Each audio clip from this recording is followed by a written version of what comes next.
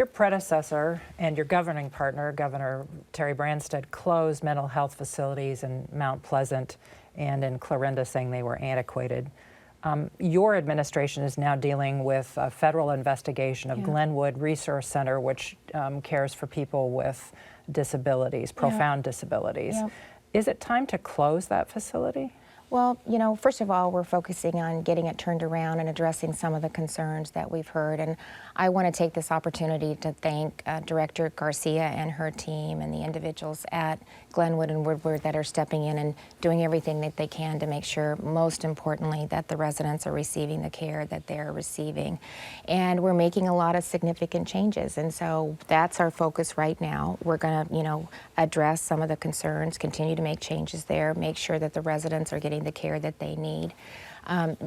Kelly is recommending a lot of structural changes, even in how they, you know, who's responsible for the facilities and what does that look like. I think that's really important too. So right now we're going to focus on that and making sure that the residents are getting the care that they need, and that's probably maybe a conversation for down the road, but that's not where my focus is right now. Governor, State Ombudsman studied the state's handling of the death of Natalie Finn, and recommended that the state hire more intake workers. You've done some of that, but what's your reaction to the Ombudsman's report about what the state needs to be doing so to prevent that from happening? Yeah, well, first of all, no child should be subjected to what Natalie and her siblings were subjected to, and the system let them down. And so, you know, immediately they brought in an independent consultant to do a thorough review and to make recommendations. That was in 2017. Several of those recommendations have been implemented. I appreciate the Ombudsman coming in and working with the Department of Human Services and doing a very serious review. I also appreciate them taking into account the things that have been changed since 2017.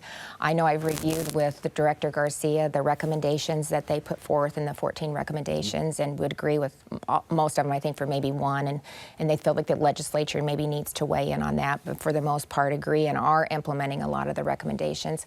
So since taking office, we've added 89 new positions, to new intake positions. So that's a step in the right direction. We're still not where we need to be. I know that. We need to look at how we can continue to probably bring more people in.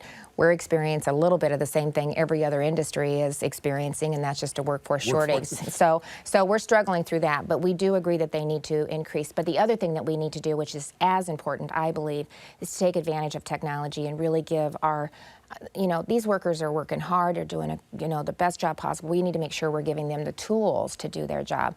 And we significantly changed the intake process, populating a lot of the information, linking to historical information. So even if it's been rejected, so if it had been rejected a couple times, that now pulls that into the intake process. And that allows us to say, oh, there's a pattern here, something's going on. So that's a part of the conversation as we move forward with that.